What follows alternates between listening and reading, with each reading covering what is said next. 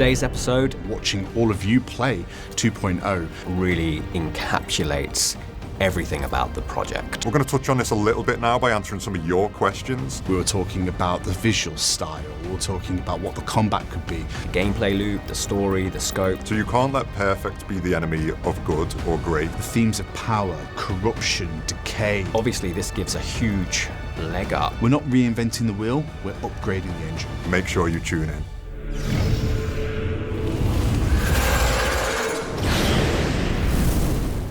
Welcome back to Lifting the Veil, your monthly backstage pass to all things Lords of the Fallen. Today's episode is the first part of an exciting two-parter as we discuss the first steps on the development journey to creating a video game sequel, specifically the next Lords of the Fallen.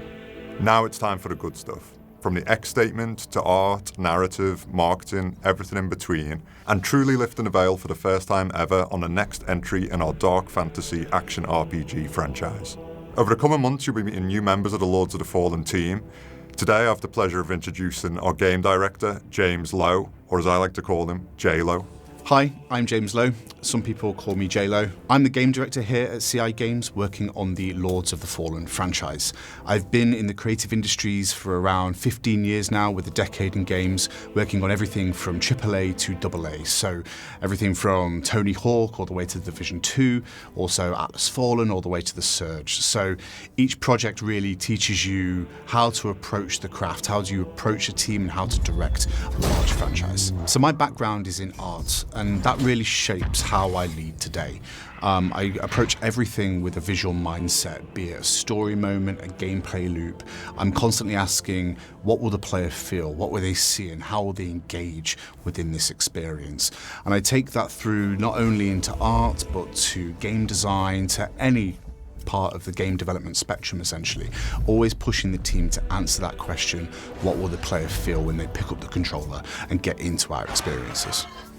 So funnily enough, I worked at the studio that created Lords of the Fallen in 2014. And since then, I've always had a soft spot for the franchise. I was really interested to hear, obviously, when Lords of the Fallen was coming back, and genuinely interested to see what they were going to do with the IP and where it was going to go into the future. I was actually at Opening Night Live when Lords of the Fallen 23 was announced, and you always know you've seen something cool when that's all you're talking about after. We were talking about the visual style, we were talking about what the combat could be, what was this strange life and death mechanic.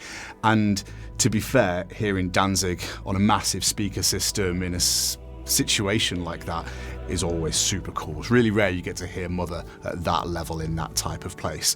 So now coming here and being a part of the Lords of the Fallen franchise, I'm really excited to bring all my experience together and push the franchise into new territories. Right from the beginning, and I'm talking Lords of the Fallen 2014, our aspirations for Lords of the Fallen have always been for it to become a long-running and fan-beloved franchise. Obviously, there was a slight bump in the road following the 2014 release, and it took us longer than expected to get things back on track.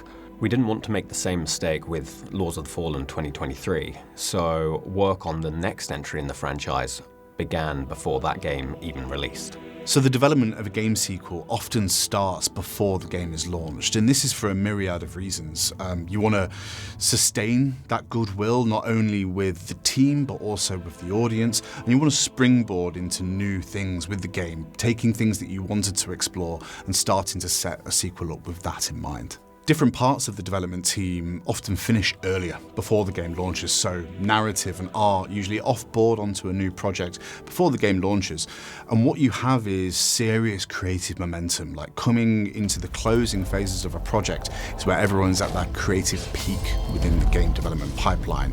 So you want to take that and put that energy into something new, fresh, and exciting too. So I don't think anyone finishes a creative endeavor or project thinking it's finished, right? There's that adage that no game is ever finished and no time or resources ever enough to get it finished and to get it perfect. So you can't let perfect be the enemy of good or great. And with Lords of the Fallen 2023, we had loads of feedback from user tests, mock reviews, internal reviews, our own gut feeling about the project that we knew we we wanted to do better and go further. It's partly why we supported the game up to 2.0 recently and beyond, but it gave us a lot of ammunition to take forward into the next project, which started to ramp up pretty quickly. Video games are one of the few entertainment mediums where you can truly iterate on the formula again and again with every new release. GTA, Red Dead Redemption, The Witcher, Dark Souls, arguably in all these instances, the games got better with every new entry. It's very rare you can say that with movies, for instance. Maybe Lord of the Rings, but really that's just one consistent masterpiece from beginning to end. Potentially because the source material is equally phenomenal and also the films were made all at once.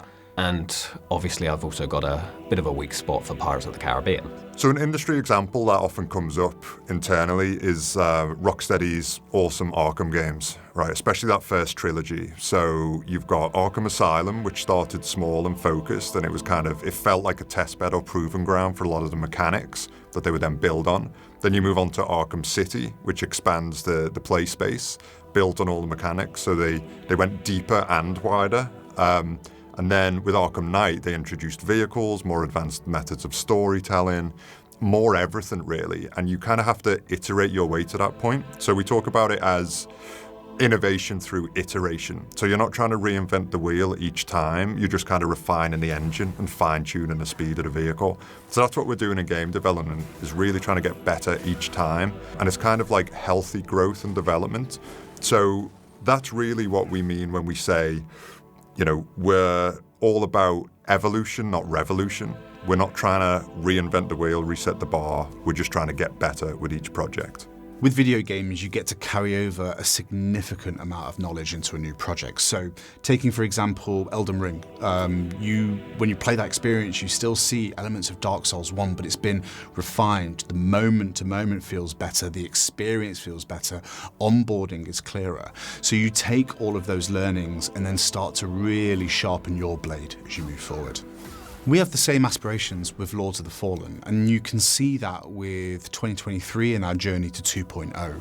We've been using that as a test bed to understand features more, how players engage with the world, and you could do all the mock tests you like, you can do all the QA you like, but sending the game out into the wild for hundreds of thousands of players just to smash that same feature that you were like, I wonder if that's hitting right, you're never going to get data like that. So taking those experiences, that data, that understanding, watching all of you play 2.0 really influences what we're currently up to now. We're constantly listening to this data, we're trying to react to it, not only with Laws 23, but also bring those features back in and actually make them better for the next iteration. So all of this has been invaluable learning for us. For instance, it's indisputable that we need a dedicated jump button. From launch, we need full shared progression on multiplayer. And most important to me of all is that when you get to the end of the experience, you are rewarded with a satisfying, epic boss fight to close it all out. And I can say it here, I will guarantee all of those will be in the next Lords of the Fallen. Furthermore, your own skills naturally improve through the course of a video game's development as well. And assuming a 3-year development cycle, it's safe to assume that you're 3 years more experienced at the end of a project as opposed to where you were at the beginning of that project. And not only more experienced as a developer or whatever field you might work in, but more experienced in the exact systems and in the exact IP that you're working on. Obviously, this gives a huge leg up when you start working on a sequel to a video game franchise. We're not reinventing the wheel, we're upgrading the engine. It's the same ride, but with new raw power under the hood. Suffice to say, the energy at the start of a project is palpable. Everyone's revving their engines, ready to go. The team couldn't wait to put their foot down, pedal to the heavy metal, ready to tear up the long road ahead.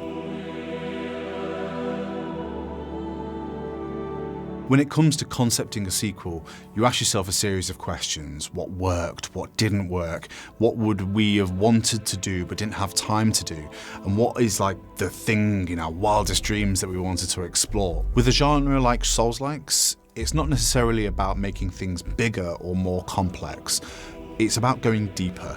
You're building on muscle memory, emotional memory. Your players know your world, they know what to expect, and it's our responsibility to really harness that and push that forward for the audience. Souls-like fans are some of the most observant out there. They'll clock a lore thread that you thought was hidden. They'll see a parry window has changed by 2 frames. And when creating a sequel, you need to respect that, and you need to really hone in on that attention to detail. We want to give players something different but still familiar, something to hold on to, something they understand, but also challenge them to relearn and readapt and re-engage with the loop that they know so well. The real question that I like to ask of a project, especially at the start, is what is this game about, right? And that can sound like a simple question, but actually it strikes at the heart of what it is we're trying to achieve and what we end up making. So what is it about really ties into everything, right? The theme, the gameplay. If a game, for example, is about chaos or the idea of chaos, how does that manifest itself in the mechanics of the game? How does that manifest in the story, the characters, even, the marketing? It's a conversation for the whole team, the whole studio. What is it about? What is it that we're making? How and why are we going to do that? From there, we started working on something we like to call the X statement, a short, concise sentence that really encapsulates everything about the project, the mood, the tone, the ambition, the aspiration, and it's at its best, it's really a moment where all disciplines of video game development, from the developers, production, the artists, marketing, they come together and really agree on this statement that embodies exactly what they're looking to achieve with this new game. It's got to be precise, focused, something that the team can read and go, yes, that's exactly what we're creating. And something that you can revisit at any time going forward in the project. You can ask yourself, does that meet the X statement? And if it does, great, it goes in. And if not, cutting room floor. Once you have that, everything else, the pillars, the gameplay loop, the story, the scope, that stuff just falls into place. So what did the team land on? Bolder, braver, bloodier. The next Lords of the Fallen will deliver an altogether sharper experience, improving on everything that players loved whilst fixing what they didn't.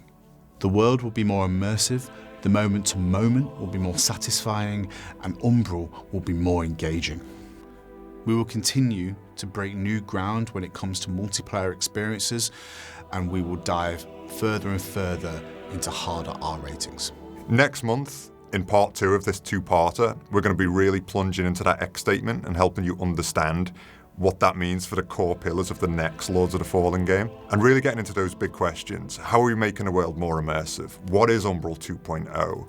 What does it mean to own the idea of a really hard R-rated action RPG game? We're going to touch on this a little bit now by answering some of your questions, but the real juice is coming in the next episode, so make sure you tune in. Last episode, I made the mistake of complaining that we had no questions in the comments, just compliments, which is lovely, of course, and we love you guys for it. Well, last episode, we were absolutely inundated with questions, so today we thought we'd answer a few that really strike at the bloodied heart of the next game. This first question comes from Amayawa, who asks, can we expect a similar world aesthetic in the upcoming sequel? Lords of the Fallen at its core is a dark fantasy experience, and that foundation is here to stay. The themes of power, corruption, decay, divine benevolence, it's all wrapped up in a world that is hostile as it is beautiful. We know how much you guys dug the dark fantasy meets heavy metal album cover aesthetic. This is our DNA and will absolutely continue to course through the veins of the next game. That said, we're not just retracing our steps, we're building upon the world, we're introducing new elements, new factions, new corners that you can explore. So we're quite excited to see what mark we can leave on the genre. Our second question comes from Morningstar2180, who asks if the next game is going to bring back the awesome Umbral mechanic. Umbral is in the fabric, the soul of Lords of the Fallen. Just like the dark fantasy genre itself, it's in there mechanically, visually, and thematically. You can definitely expect more from Umbral. It's evolving, it's taking a stage, and it's becoming a bit too hard for Axiom to ignore. And finally, we have a question from Marketus, who asks, can we expect the next game to reference the endings from Lords of the Fallen 2023? The 3 endings of Lords of the Fallen hold a lot of weight in the world of Axiom. They're not just narrative branches, they have consequences. One of them in particular, let's just say, pushed things to the extreme. A point of no return, maybe. So while we won't say how those choices ripple forward, the world remembers and we're not ignoring them. And we'll see what happens to the world and the people of Axiom in the next installment.